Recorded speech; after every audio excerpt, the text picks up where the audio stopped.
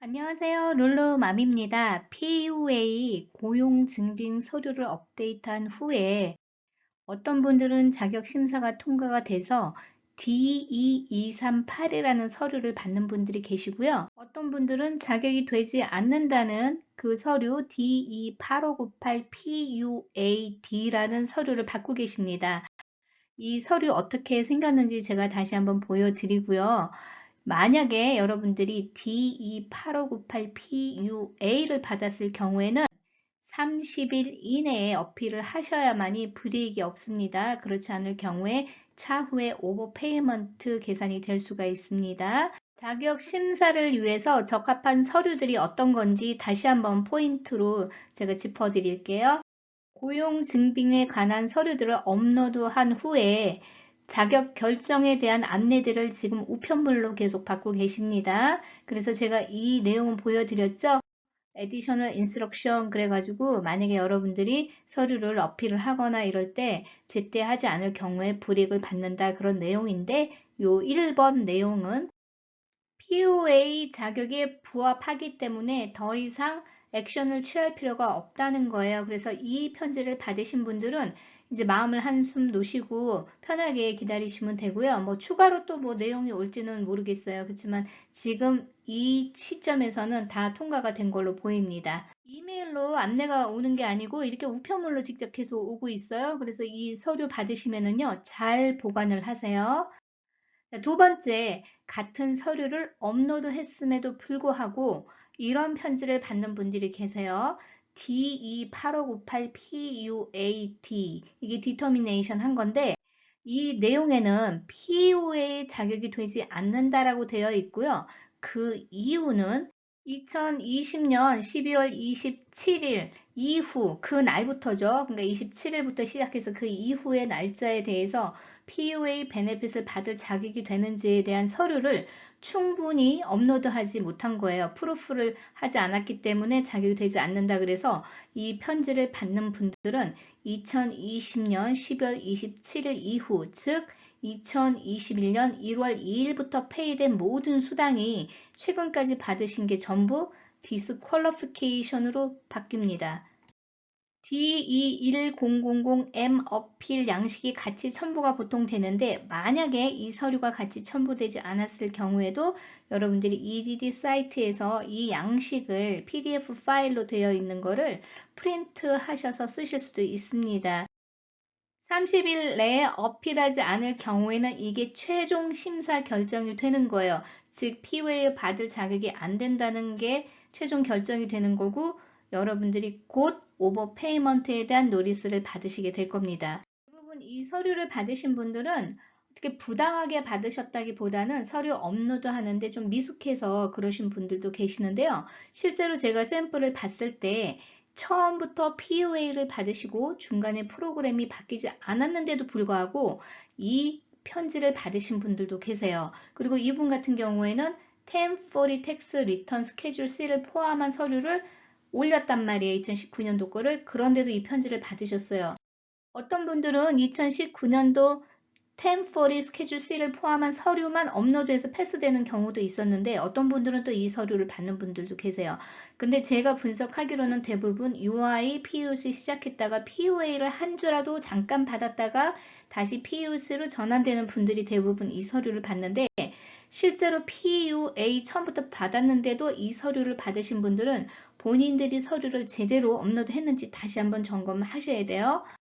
베네핏 시작이 2020년 12월 27일 이후부터니까 실제로는 1월 2일 2021년 엔딩 위크부터 이렇게 스테러스가 디스퀄리피케이션으로 전부 바뀌었어요. 그러면 이게 오버페이먼트가 올 수가 있죠. 디스퀄리피케이션이 된 주는 맨 오른쪽 트랜잭션 디테일이 간이 없어져요. 그래서 이 내용을 볼 수가 없습니다.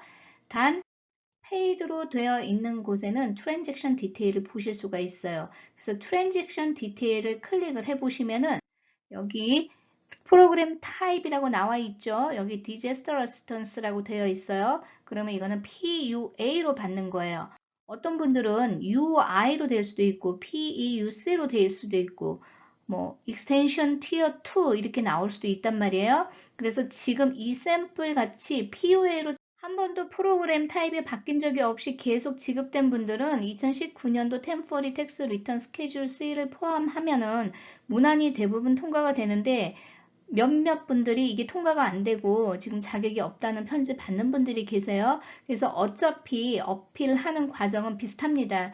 제일 중요한 게 뭐다 그랬죠? 2020년도 1분기에 자영업 활동을 했는지에 대해서 더 집중해서 서류를 준비하신 후에 어필을 하시면 됩니다. 제가 다음 화면에서 서류 다시 한번 리뷰해 드리는데요. 아직 디터미네이션이 되지 않은 분들은 EDD에 연락을 해서 서류를 다시 업로드 할 수 있는지를 물어보세요. 혹시 잘못 올리신 분들이 계시면 이미 디터미네이션을 받으신 분들은 새로 업로드하면 문제가 생길 수가 있어요. 이건 반드시 어필 폼을 사용해서 우편으로 접수를 하시는 게 좋습니다. 제가 동영상 밑에 주소 다 링크 해드릴 거예요. 이전 동영상에서도 제가 이 서류들을 리뷰를 해드렸는데 몇 가지 조금 놓친 부분이 있고 중요한 포인트라서 다시 한번 리뷰해드리는 거예요. 총 크게 네 가지로 분류할 수가 있어요. 자영업, 그리고 직원, 혹은 자영업을 준비하려고 했거나 혹은 직원으로서 고용이 되려고 했거나 이 네 가지 중에서 여러분들이 서류에 어디에 맞는지를 보시고 준비하시는데요. 먼저 자영업 증빙 서류에는 페더럴이나 스테이트 아이덴티피케이션 넘버니까 혹여라도 여러분들이 그 텍스 낼 때 고유 번호가 있죠. 그 번호가 있으면 그 서류 준비하시면 돼요. 그 번호만 있으면 되는 건 아니에요. 번호가 증빙되는 스테이시나 페더럴에서 보내주는 그 서류 있어요. 그 서류 같이 첨부하시고요. 비즈니스 라이센스는 시리에서 제공하는 텍스 라이센스도 있지만 가령 부동산 에이전트나 론 에이전트 혹은 보험 에이전트 이런 분들은 어떤 시리 비즈니스 이게 아니고 스테이트에서 주는 라이센스가 있잖아요. 그것도 하나의 라이센스로 볼 수 있습니다. 그래서 그 라이센스 첨부하시고요.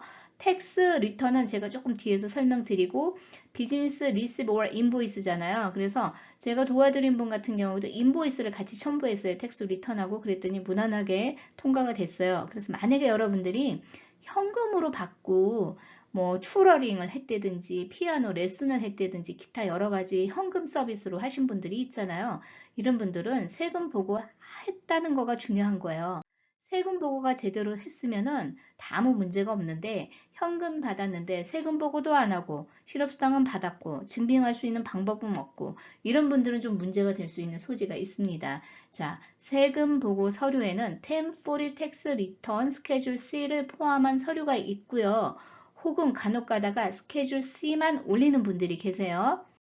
아니면 자영업자인 분들이라도 W2나 페이스톱이 있는데 수입이 적어서 PUA로 인정받으신 분들이 있어요. 이런 분들 혹은 1099만 받는 분들이 계실 수도 있어요. 그래서 업로드 하실 때 왼쪽처럼 스케줄 C를 포함한 1040 텍스 리턴 전체 페이지 세금 보고 하시면 여러분들 CPA 선생님한테 페이지 여러 장 돼 있는 거 받으시잖아요.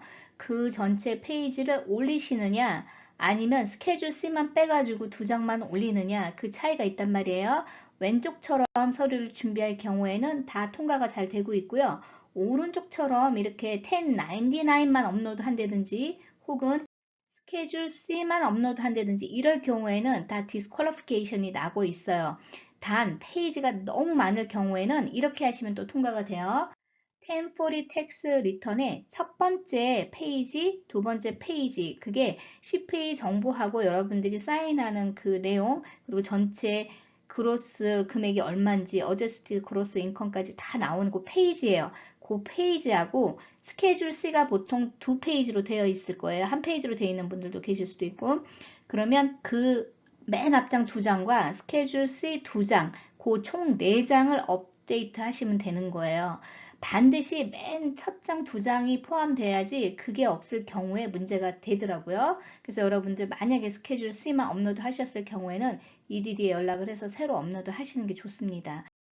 UI PUS로 받다가 중간에 PUA로 12월에 바뀌신 분들은 2020년 1분기 증빙할 수 있는 서류를 더 꼭 추가하셔야 돼요. 그렇지 않으면 문제가 될 소지가 많습니다. 또 뱅크 스테이트먼트만 업로드 하시는 분들이 있는데요. 이런 분들도 지금 디스퀄리피케이션이 나고 있어요. 여기에서 요청하는 거는 뭐냐면 뱅크 스테이트먼트에 비즈니스 어카운트인지를 보여주는 거예요. 즉 비즈니스 이름이 있어야 돼요. 근데 이것만 가지고는 좀 문제가 될 수 있기 때문에 만약에 비즈니스 이름이 있으신 분들은 비즈니스 텍스 내는 거 혹은 텍스 보고 한 거, 인컴이 없어도 괜찮아요. 텍스 보고 한 거, 거기에 비즈니스 이름이 있으니까 그 내용이 같이 추가로 되는 거를 서포트하는 게 좋을 것 같아요. 개인 사업자의 경우에 비즈니스 이름이 없는 경우가 있단 말이에요. 그러면은 그 클라이언트나 고객들한테 받은 체크라든지 돈 같은 거 입금 트랜잭션이 보여지는 게 있으면 그걸 좀 하이라이트를 친 다음에 업로드 하시는 게 더 나올 수도 있거든요. 근데 되도록이면 가장 중요한 거는 세금 보고 자료입니다. W2 급여를 받는 분들은 사실 2019년도 세금 보고 자료는 별로 의미가 없어요. 어떤 게 중요하다고 그랬죠? 2020년 1분기 서류가 중요해요. 그래서 W2 급여를 받는 분들은 페이 스톱 있죠? 급여 얼마 나가고 세금 공제 어떻게 하고 year to date 뭐 1월부터 언제까지 지금 현재까지 얼마를 벌었고 그 내용이 쭉 나오는 그 페이 스톱이 있어요. 그게 어닝 스테이트먼트 그거하고 비슷하거든요. 그런 스테이트먼트이 있는 그 서류를 업로드 하시고요. W2 받으셨을 거예요. 그 W2 같이 업로드 하시면은 세금 보고 자료 업로드 안 하셔도 패스가 돼요.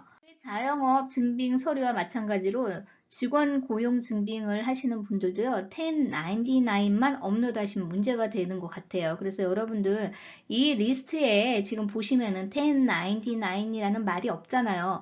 없는 거는 결국은 보조 서류는 가능하지만 메인 서류가 될 수 없어요. 그래서 세금 보고 자료 플러스 1099을 업로드 하시는 건 괜찮지만 1099만 업로드 하면은 문제가 되는 소지가 많기 때문에 만약에 이렇게 업로드 하신 분들은 EDD에 컨택을 해서 서류를 다시 업로드 하시는 게 좋습니다. 세 번째로는 이제 자영업을 계획을 하신 분들이 있어요. 구독자님들 이제 정보 나눠주셨는데 비즈니스 셋업 하려고 리스 계약서도 다 쓰고 시작하려고 했는데 팬데믹 때문에 샷다운 명령 내리면서 비즈니스 시작 못 하신 분들도 있단 말이에요. 자, 이런 분들 서류 간단하죠. 비즈니스 라이센스 있는 분들은 비즈니스 라이센스 하시고요. 리스 계약서 만약에 쓰셨으면 비즈니스 그 로케이션이 다 나오잖아요. 그래서 비즈니스 용도로 계약한 리스 계약서 이것도 되게 중요해요. 그래서 이 서류 업로드해도 무난하게 패스는 되고 있습니다. 그래서 되도록이면 어떤 서류를 추가하냐면 비즈니스 라이센스 그리고 스테이시나 페더럴에 여러분들이 그 세일즈 텍스 보고하기 위해서 무슨 라이센스 받는 거 혹은 뭐 Articles of Corporation이라든지 비즈니스 설립한 거 기타 비즈니스를 설립해서 운영을 하려고 했다. 자영업을 계획했다는 것을 명확하게 서류로 보여줄 수 있는 서류들을 업로드 하시면 돼요.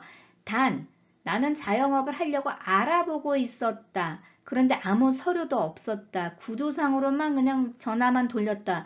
이런 것도 문제가 될 수 있습니다. 항상 보여지는 증빙 서류가 중요한 거예요. 맨 위에 자영업 증빙 서류하고 지금 여기서 말하는 자영업 증빙 서류는 좀 다르죠.